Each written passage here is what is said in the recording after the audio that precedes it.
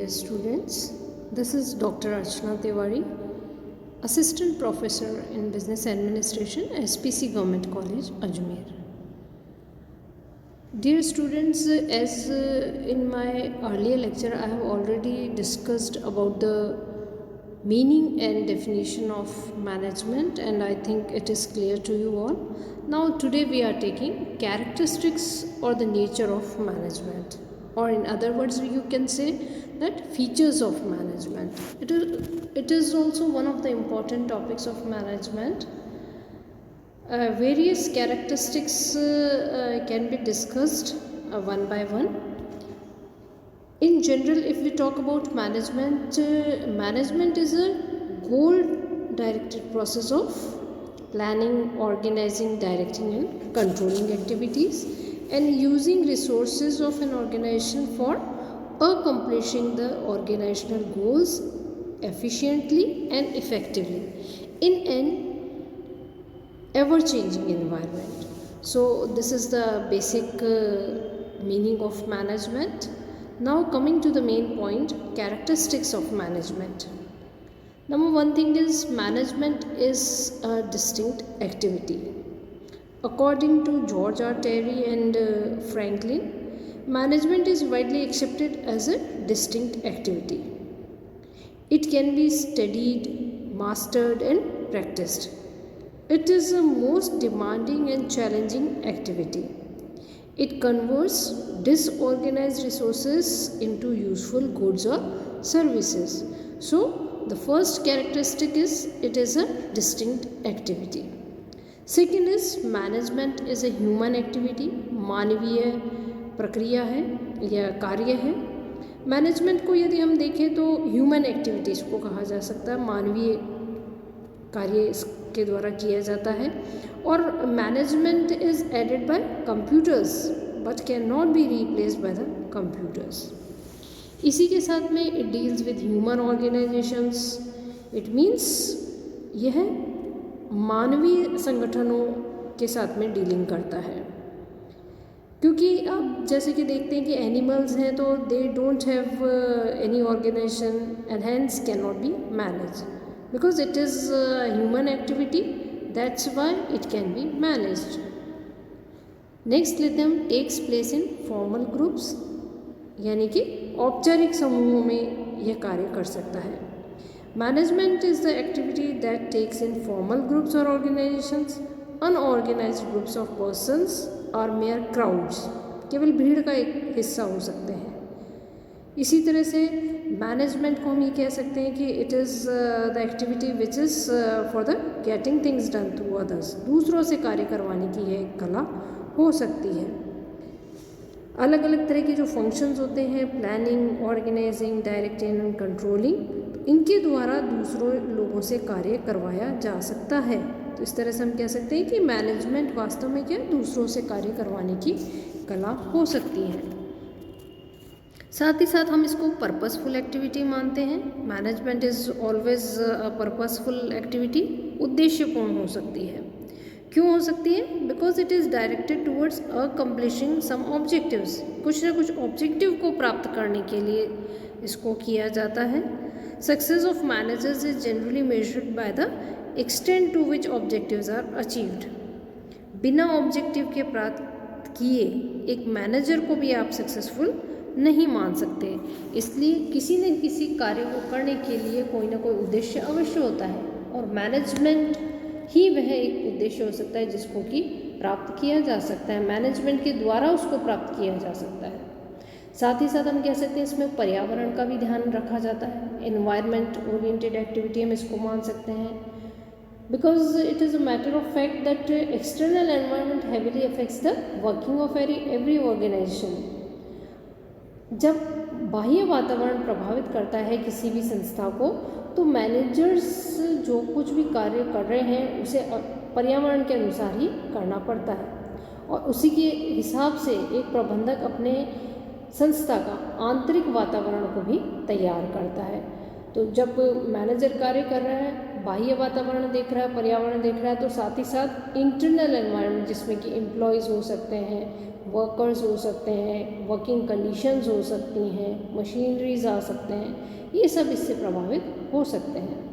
साथ ही साथ हम इसे क्रिएटिव एक्टिविटी भी मानते हैं, रचनात्मक कार्य इसको कहा जा सकता है, because it makes things happen, ये कार्य करवाता है। डायनेमिक एक्टिविटी है जो कि ह्यूमन फैक्टर को फिजिकल फैक्टर के साथ में मिला करके इफ़ेक्टिवली और एफिशिएंटली कार्य कर रहा है, इसलिए हम इसे क्रिएटिव एक्टिविटी कह सकते हैं। साथ ही साथ यूनिवर्सल एक्टिविटी है, I think it is clear to you all, सार्वभौमिक क्रिया है। क्यों है? क्योंकि ये हर एक ऑर्गेनाइजेशन में काम में लिया जा सकता है, चाहे उस ऑर्गेनाइजेशन का नेचर कैसा भी हो, टाइप कैसा भी हो, साइज़ कैसा भी हो, पर्पस कैसा भी हो। साथ ही साथ if it may be possible that the organization may be small, medium or big.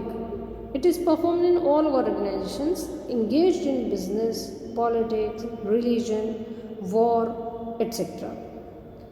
Pervasive at all level, जैसे कि आप जानते हैं कि मैनेजमेंट के किसी भी ऑर्गेनाइजेशन में 3 लेवल्स हो सकते हैं, 3 स्तर हो सकते हैं, जैसे कि उच्च स्तर, मध्य स्तर और निम्न स्तर। अब जब हम मैनेजमेंट की बात करते हैं तो ये हर एक लेवल पर काम किया जाता है। इसके अंतर्गत ज़रूरी नहीं कि केवल टॉप मैनेजर्स ही काम करें, बल्कि मिडिल लेवल या सुपरवाइजरी लेवल्स या लोअर लेवल पर भी मैनेजरियल फंक्शंस को हम परफॉर्म कर सकते हैं। तो ये कहा जा सकता है कि it is pervasive at all levels, it means हर एक स्तर पर यह कार्य करता है। मैनेजमेंट इज़ अ प्रोसेस, प्रबंध एक प्रक्रिया है। ये बहुत ही इम्पॉर्टेंट कैरेक्टरिस्टिक मैनेजमेंट का है, क्योंकि यह प्रोसेस कंटिन्यूशन में चलने वाला है। ये नहीं कि एक बार स्टार्ट हो गया और उसके बाद में ये ख़त्म हो गया फिर नया चालू हुआ, no, it is continuous process and it is perform through objectives. जो भी संस्था का उद्देश्य है उसके अनुसार इसका प्रोसेस चलता रहता है।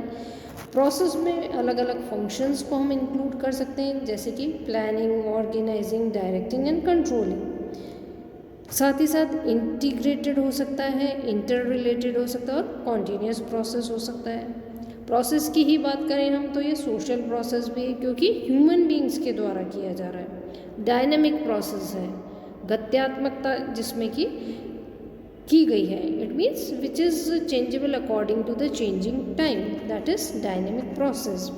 साथ ही साथ यूनिवर्सल प्रोसेस हम कह सकते हैं। तो प्रोसेस के अंतर्गत ही हम कई सारे प्रोसेस को इंक्लूड कर सकते हैं।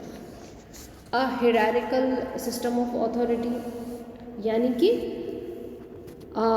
मैनेजमेंट को या प्रबंध को हम हायरार्किकल सिस्टम ऑफ अथॉरिटी भी मान सकते हैं, यानी कि सोपान श्रृंखला के अनुसार यह कार्य करता है।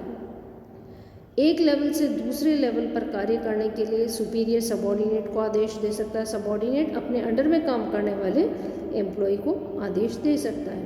तो इस तरह से ये चेंज चलती रहती है, और जिसमें कि मैनेजरियल पोजीशंस इंक्लूडेड हो सकती है, उसे हम हायरार्की ऑफ मैनेजमेंट कहते हैं, जिसमें कि authority flows from top to the bottom, ऊपर से लेकर के नीचे तक अलग अलग लेवल्स पर कार्य किए जाते हैं, और नीचे से लेकर ऊपर तक, यानी कि from bottom to top there will be suggestions, complaints.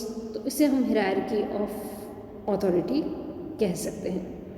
इसी के साथ में कंसर्न विद प्रोडक्टिविटी, मैनेजमेंट को हम उत्पादकता से भी मिलता हुआ मानते हैं, साथ में जुड़ा हुआ मानते हैं, क्योंकि जितना एफिशिएंटली और इफ़ेक्टिवली रिसोर्सेज का यूज़ किया जाएगा उतनी ही प्रोडक्टिविटी बढ़ती जाएगी।